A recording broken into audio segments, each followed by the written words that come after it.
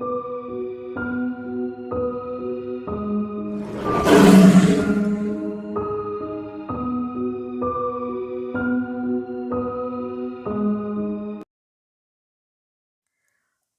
always loved Cartoon Network. When I was growing up, it was my favorite channel to watch.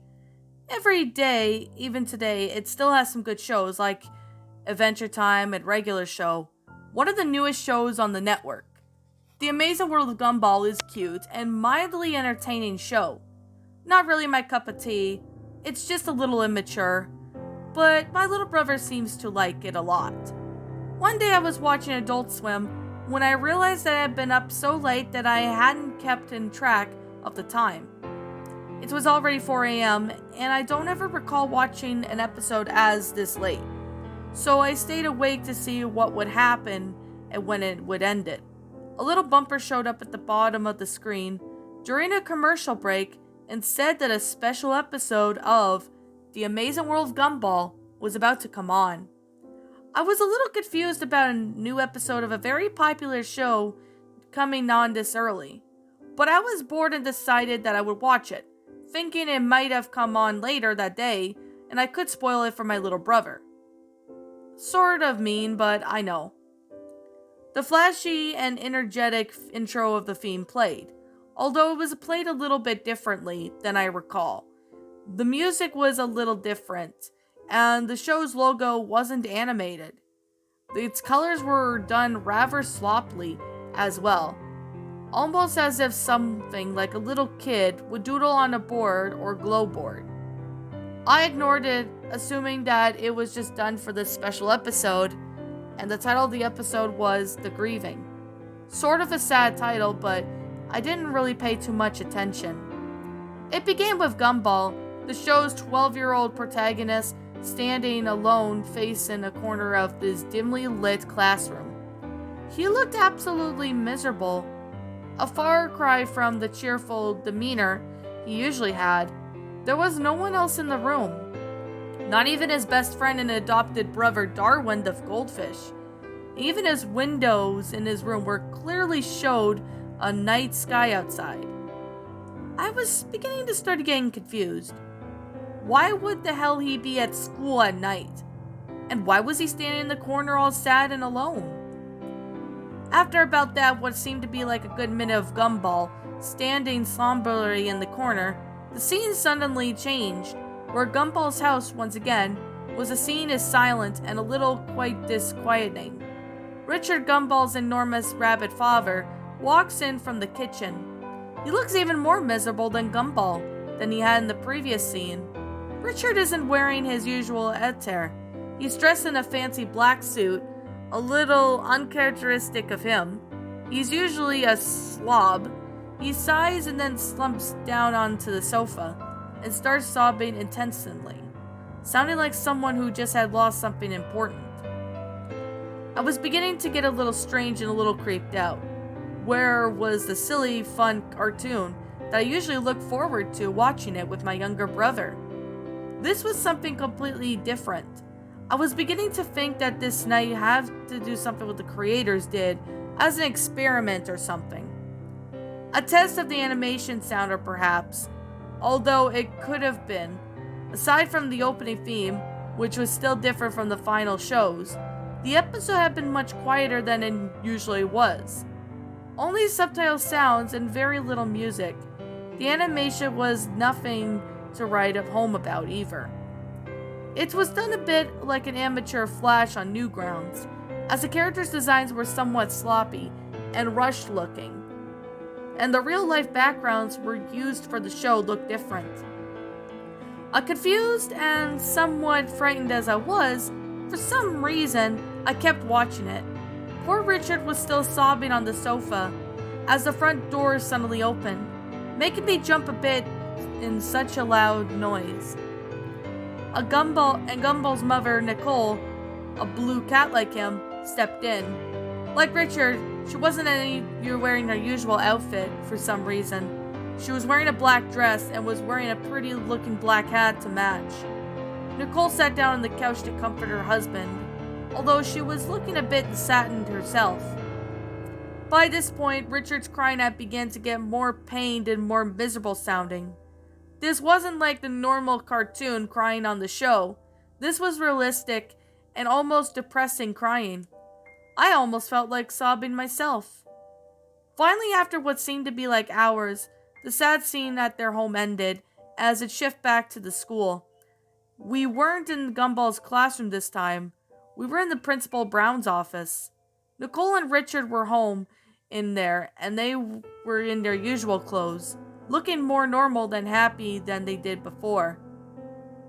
But still they slightly worried. Principal Brown, however, looked extremely sad.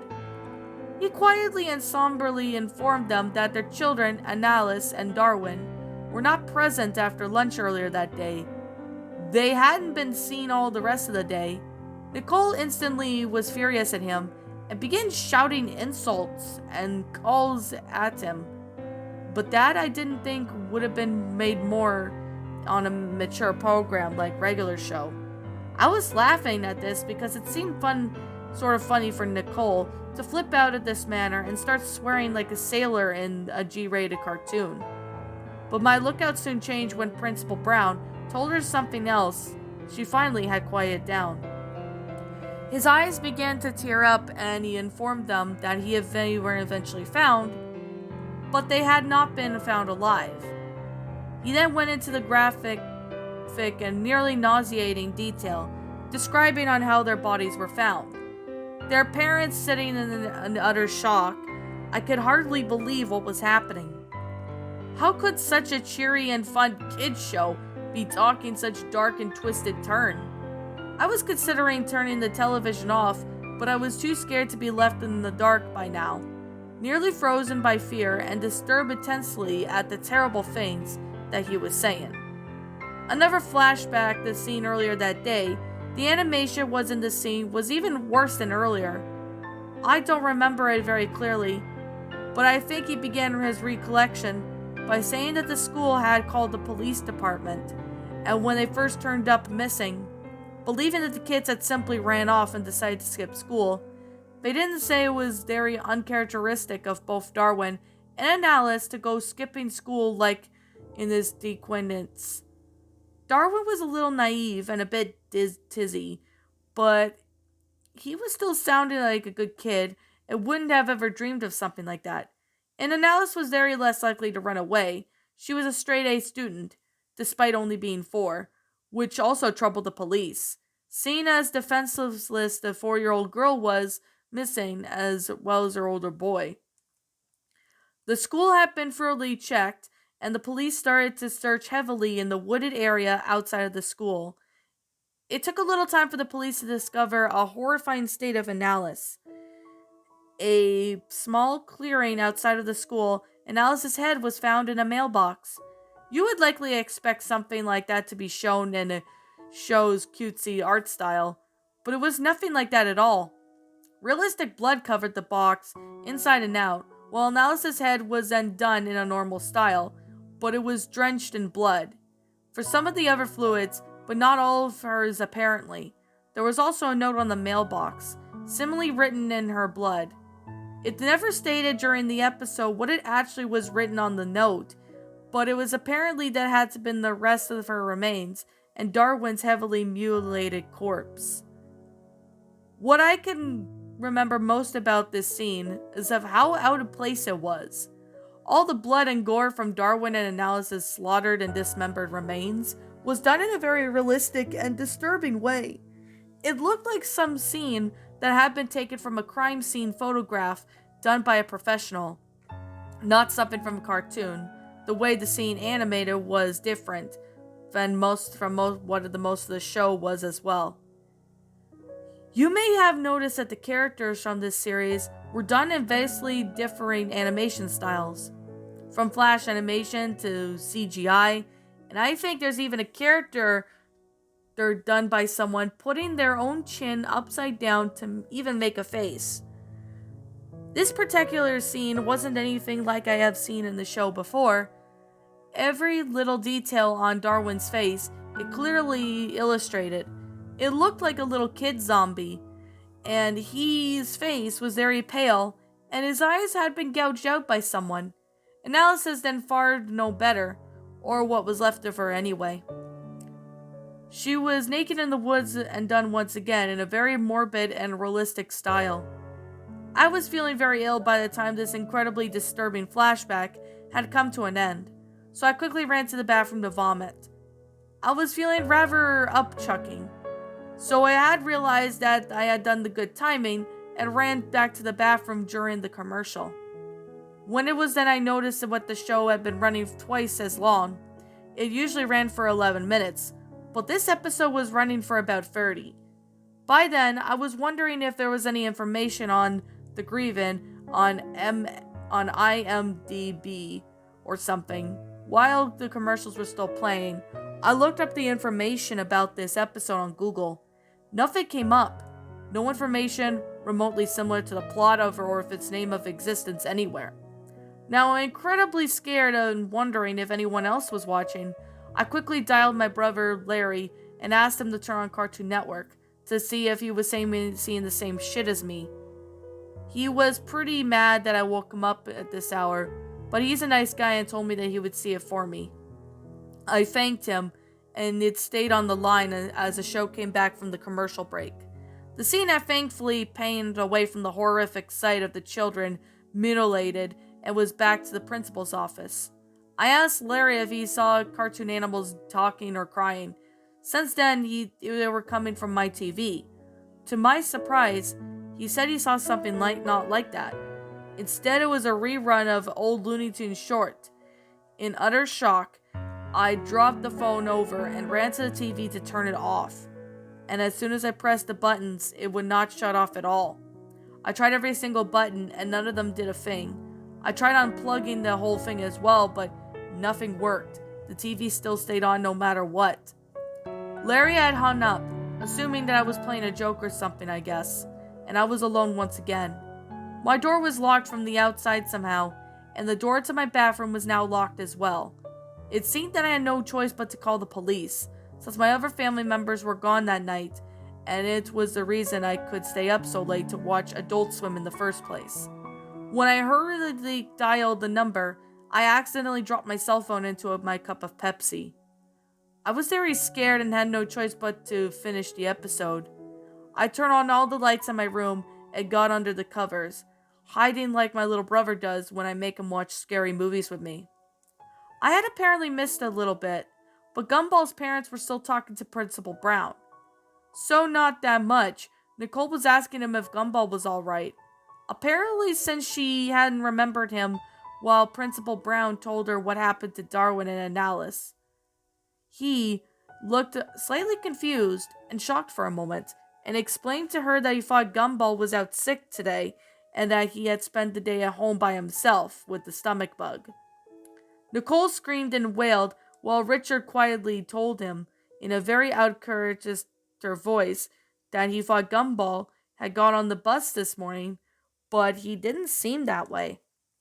The police were called again to search the building and the forest outside of Elmore Junior High when they found him in Miss Semen's classroom hanging with a blood-covered knife behind him and blood covering his clothing. The episode that just ended with a shot of Gumball's dead body hanging there in the corner, fading to black. The credits rolled silently, not like the usual way Cartoon Network annoyingly airs a promo that squishes half of the screen. These credits rolled unusually slow, and that they weren't really much fun to watch either. A little creepy, just a plain white text scrolling on the background. I only recognized Ben Brocret's name, and he was the creator of the show. The rest were people I have never heard of. The copyright notice that said at the end was Cartoon Network Studios 2001, which was incredibly odd, seeing that the show was new for 2011. After that was over, the screen then went to static for a split second, during which incredibly creepy and shocking video clips were shown between static intervals, and I can still remember them clearly. The first picture was that of a person of a plague doctor outfit. Those always scared me for some reason. And the way the person's suit was filmed was just as bad. Red light, something that freaks me out. Incredibly, it was shown over the clip. The next of what seemed to be like a video being played. Very quickly, you'll hand over the kitten's face being squished by a woman wearing high heels, which was strange because so-called friend of mine sent a picture yesterday about a cat being killed, similar to the kitten on the video. The last one was that one that disturbed me and made me almost want to both cry and vomit my guts out. It was my little brother, or at least a small child who looked similar to him, being shot in the face by a person who looked like my father. You could clearly see the child's brain and blood matter on the wall. I began to sob uncontrollably after that traumatizing clip, so much so that I passed out. When I woke up, my door was unlocked and my television was off.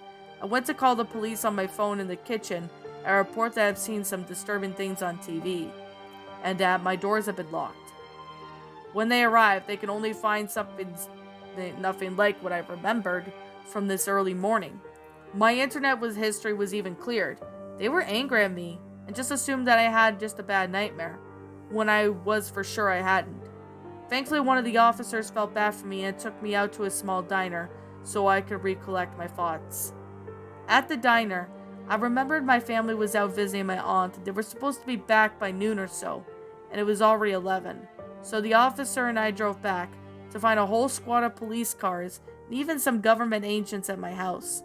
They explained that my little brother was missing and that my mom and father were major suspects. I was freaking out and trying to tell them about the whole disturbing clip of the boy who looked like he'd been shot in the head, but they wouldn't listen. I stayed with my older brother Larry, who wouldn't believe me either, still insisting that all I saw was just an old Looney Tunes cartoon and nothing creepy or weird.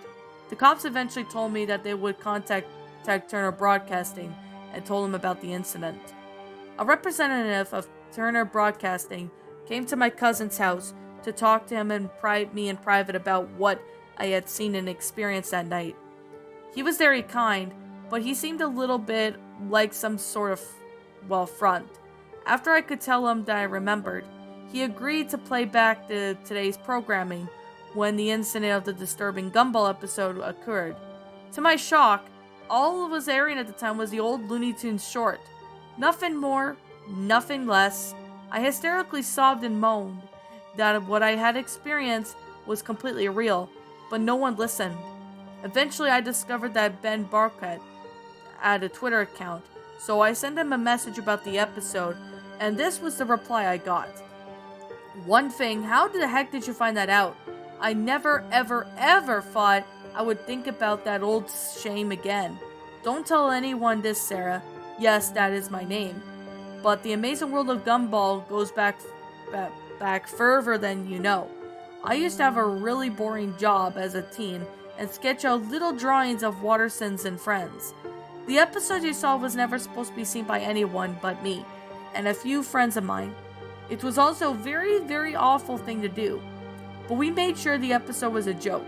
A guy from my old job, and who everyone hated, had lost a child due to a crazed serial killer, who apparently is still out there somewhere. Anyway, we made it so that we can make fun of him when he come to work, usually crying like a fool, which is what we did. Which is why I tried to bury so much of that episode. But of course, you saw that Mr. and Mrs. Watterson cry so much in the episode. I know I am deeply sorry for what I did, which is why I tried to bury that stupid thing years ago. Literally, I went out to my countryside with my mates and dug a hole and buried it. What I don't get is how you describe the blood and guts and stuff. We didn't have any scene with Darwin and Alice's bodies being found. All that stuff happens in the episode when the parents are informed of their kids being found dead and them crying like crazy. We didn't even saw anything in the episode like that at all, as we're not that sick. Now, my theory is that a lunatic who had killed the mom's child found the tape that we buried and watched it, and heavily edited it. Then we hijacked the local TV station near somewhere, and somehow I got the episode to air, on your local Cartoon Network station. Now, why did your brother couldn't see it, we have no idea. Why does it seem the only one who saw it? I have no idea. Sorry, but I just don't know. And as for your explanation, we have been waiting for the clips at the end. I don't know. I don't. I'm deeply sorry for the bottom of my heart, but I don't know why those clips were aired, and I just don't. I am sorry, I really am. But me and my mates are just the only ones who made those scenes with Richard and Nicole crying. That's it. I'm sorry, Sarah. I'm deeply sorry. Best wishes, Ben Brockett, and everyone involved with the Grieving. Well, my pretties, that was The Amazing World of Gumball, The Grieving, a creepypasta. My final thoughts on the story? I could definitely say this is actually a really good creepypasta. Pretty good pasta, actually. This is actually one of the popular creepypastas I have ever seen, lost episode wise. But I definitely would have to say this is actually one of the best, well, this is actually one of the best but most popular creepypastas that I've seen. Mainly because, yeah, this story honestly has a pretty good concept.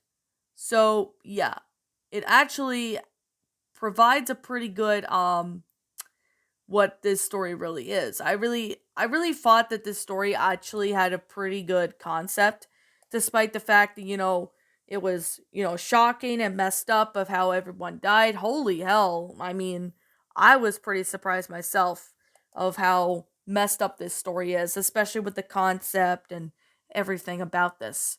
So I definitely have to say I do appreciate the good grammar, the sentence structuring, the storyline. I mean, even though it does have a fair share of a few cliches in the story, I honestly still find them to protect the author of the story and manage to make it work somehow. And I gotta give props to the author for making sure the cliches work. Like, despite, the hyperrealistic blood in that, I honestly think that that actually worked really well. I mean, maybe you have your own opinions on that. I mean, everybody's different to their own opinions. Like, that's actually something I'm very considering on, looking at is that maybe you guys might have your own opinion on, this story. And yeah, I mean, I know some people didn't really like the story, and I know some people actually didn't think that it was bad. I mean, this is actually a pretty good popular creepypasta, if I gotta be brutally honest. I have not watched Amazing World of Gumball in a while, so yeah. I still think that this actually played pretty good. I do like the story. I thought it was really neat. It was fantastic. Definitely a lot of time and effort into it, and I honestly thought it was a really amazing concept. So I guess with that being said, yeah. If I have to say the one of the things I didn't really care for or something, well, if I have to say one thing, that would honestly have to be the fact that, there was a lot of, messed up stuff, with the protagonist calling the cops and all that, cops not believing him in that. I mean, despite that being the issue, I didn't really think that that should have been added, but yet again, I'm willing to give a benefit of the doubt since this is like a super duper old story. So I think this one was made in the early 2010s, like back before creepypasta cliches became, a really um a really big issue because, well, I'm gonna be honest, it's not easy to make a good lost episode pasta like this nowadays because, well, most pastas kind of, go down the cliche path, basically. So I guess with that being the case and with that being said, I still really found this story to be, fantastic. Now, I can't seem to find out who the original author of this story is, so I'm going to leave it as anonymous for now. If I ever, for some reason, find out who the original author of this story is, I'll be sure to give him proper credit or her proper credit if the author manages to come across this video. I mean, I'm not saying that the author will come across the video, but even if they did, I'll be sure to give him or her proper credit if they comment, that is. So I guess with that being the case and with that being said, um, yeah, like I said before, uh, yeah, I didn't think this story was terrible. It's actually one of the good lost episode pastas that managed to have time and effort into this story. So I have to say, what did besides what did you guys think of this story? Feel free to state your own thoughts and opinions down in the comments below. I'm also gonna say here and say right now, like I'm gonna say, this is just simply my own personal opinion. And if you happen to disagree with me, that is perfectly fine too. We're all entitled to our own opinions regards to these creepypastas. And this is simply my own personal thoughts. My final rating of this story would have to be I'm going to give this one a 9 out of 10. It's a good story. It's definitely well made. The things that happened with, the protagonist trying to call the cops, though, I mean, I didn't really think that, it made any sense. But yet again, it's an older story, so I'm willing to give it benefit of the doubt right there. But despite that, I honestly thought this story was actually quite good. So, I guess with that being the case, and with that being said, what did you guys think? Did you all like it? Did you not? Also, what you have done personally to help make this story a lot better? Feel free to leave me what your thoughts are on in the comments below. I'm the Queen of Lions. Thank you so much for watching today's episode. And if you're new to this channel, be sure to like, comment, and subscribe because I make brand new videos every single day. Don't forget to ring the notification bell when I upload, so that way you guys will not miss an upload. And as always, feel free to, you know, state your own opinions on this story because I like to hear what you guys think because I know for a fact that some people like this story and I know for a fact some people didn't. So, yeah, as always, please roll the outro because I'm out of here and I'll see you all next time.